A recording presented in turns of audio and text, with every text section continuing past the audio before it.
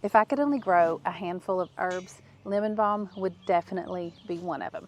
Today we're going to harvest some lemon balm, we're going to dry some for tea, we're going to make a tincture, we're going to infuse some oil for some really cool skincare, and we're going to talk about ways to use this herb so we can take good care of ourselves and the people we love. This is actually one of those herbs that is excellent when someone's dealing with some really hard seasons in life. I mean, the really hard ones, but we'll talk about that in a minute. Lemon balm is one of the easiest herbs to grow. It grows as a perennial in zones 4 through 9, and honestly, once you have it, you're probably always going to have it. It is in the mint family. It self-seeds really easy, but it's nowhere near as aggressive as regular mint. And you can grow it in containers or right on the ground.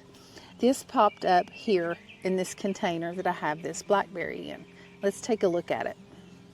This lemon balm in this container was a total surprise, and I do need to move this blackberry bush into a larger container, and I think this was a happy mistake.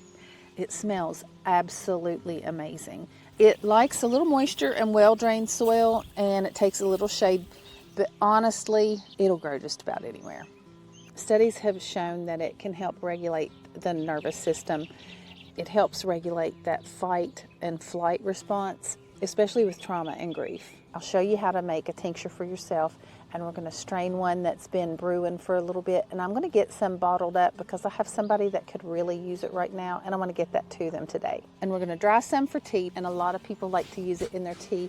One thing I want to encourage you to do is harvest lemon balm often, and that's not something that I've been so good at doing in the past. So today we're getting a good jump start on the season. This is one of those herbs that is a cut and come again herb. You can see I have cut it down. Usually I like to leave about a third. I cut this a little bit deeper. It'll bounce back, no problem. The more you harvest it, the more fresh growth you get, and it usually comes back really fast. Lemon balm actually is one of the herbs that it is more potent when it is fresher. It does lose some of its potency over time, but don't let that stop you. I've used it at many stages. So growing your own and being able to process it fresh is a huge advantage. It has become such a favorite of mine, so we're going to do better at harvesting it and using it in season and really keeping our tinctures and oils really fresh. We'll talk about that in a minute. We're going to get some of this drying for tea. We're going to get to that tincture and get started on our oil infusion. Wait till you see how fast lemon balm dries. The way I like to dry my herbs is just on some simple drying racks. This is one that I have that I absolutely love. I can take it down and set it up in here, and you want to make sure you have good airflow. And don't worry, if you don't have room for a shelf like this, I've also just laid things out on a towel on the dining room or kitchen table and just come through, fluff them up every now and then. They'll be dry in no time. I personally don't like to use a dehydrator. My dehydrators don't have a temperature setting, and you really want to dry your herbs at a low heat. If it gets too hot, it's going to destroy some of the natural constituents that you want your herbs for. And personally, I think it's more time consuming. But if you have a dehydrator that has a temperature setting to where you can set that at a really low temp, have at it. Also, I do not like to dry them in the oven unless you were just using the oven light. But like I said, just lay them out, give them a fluff, they'll be fine. And in about 3 or 4 days, we'll have some dry herbs that we can use in tea or in our oil infusion. Even though I have some dried and I already have some tincture, I want to get a fresh lemon balm so we can get a new tincture started because I wanted some really fresh dry herbs to get started on a really cool oil that I'll tell you all about in just a second. To make the tincture, all you need is some sort of jar. And I like to use a mason jar. And you'll need an 80 or 100 proof vodka. 100 proof vodka would be my preference, but I like to buy it in a glass bottle. You don't have to. That's just my personal preference. And it seems like I can only find 80 proof in my area in a glass jar. That's a reasonable price. Get some fresh lemon balm. If it looks clean, I usually don't even wash it, but you can absolutely rinse it in some cool water and then pat it dry with a towel. You do want to try to get the excess water off of it. Then we're just going to chop it up. I like to chop it up pretty fine.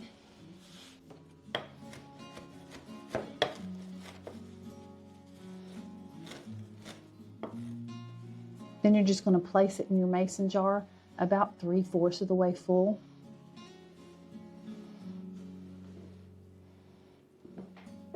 Here's a little tip that took me a while to learn. So especially if you're new and you're not sure what herbs you like and what your favorites are, I recommend that you start with just a smaller jar. Get a small tincture going. That way you use less of the plant material and less vodka. So it is definitely more cost effective. You would not believe how many big bottles of tinctures that I have that I will probably rarely use. But the good thing is they're not going to spoil. I've started making smaller batches. It just really saves money. If you see that it is a tincture that you're going to use a lot of, you have some on hand and you can go ahead and get a larger batch brewing, definitely a cost saving. You only need to tincture one for about 4 to 6 weeks, but you can absolutely leave this until you're ready to use it. And for me, that's been since last fall. What you're going to need to strain it is a mason jar or something to strain it into.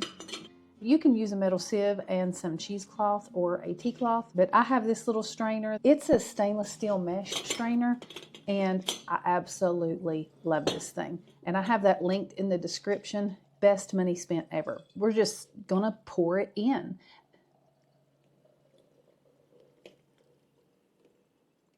You could also just sit the jar up here and leave it and let it do its thing. Just strain it, and I'll just throw this stuff in the compost. I'll reuse this label. And there you have it. Easy breezy. And now the tincture will last for years and years. You don't have to worry about this stuff going bad. As long as you keep it in a dark place, just stick it in the cabinet, it'll be fine. And in just a minute, I'll show you how much I use and how I use it several ways. Lemon balm has some excellent benefits for skin, so let's get an oil infusion made. I absolutely love a nice oil infusion. It's so versatile. And I do a lot of that for skincare. You want to start with your dry plant matters. You do not want to use fresh leaves in an oil. You want all of the moisture out of the leaves. If there's moisture in oil, it'll cause the oil to spoil, and nobody wants spoiled oil. That would be a waste. When I dry herbs like this, I don't bother trying to take all the leaves off. Let me show you why. Because when they're dry, you can just zip them right off super easy. We're gonna just crumble up the dried lemon balm leaves to about here, about 1/2 to 3/4 full, and then you are gonna cover it with your carrier oil.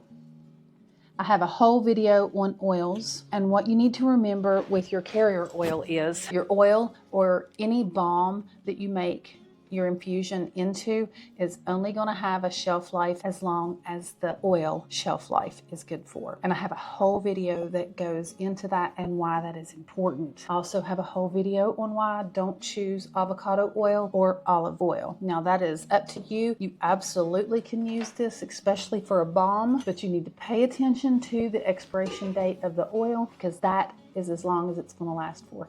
That's why I want to make it in a small batch. So if it's not going to be fresh a year from now, we've not wasted the money on nice oils that are just going to go bad. So what I've chosen to use is a sweet almond oil. You could also use a jojoba oil. Actually, the jojoba oil has a really long shelf life, but I had the sweet almond oil on hand and I needed to use it up because its shelf life is probably going to be up within the year. So this will be this season's batch and we'll start fresh next spring. Give it a stir, and if you have to top it off with a little more oil, go ahead, but get it nice and full. Then you put the lid on it.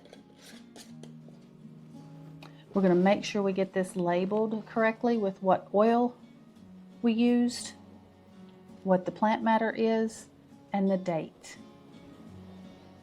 You may think you'll remember, but unless it's the only thing you made,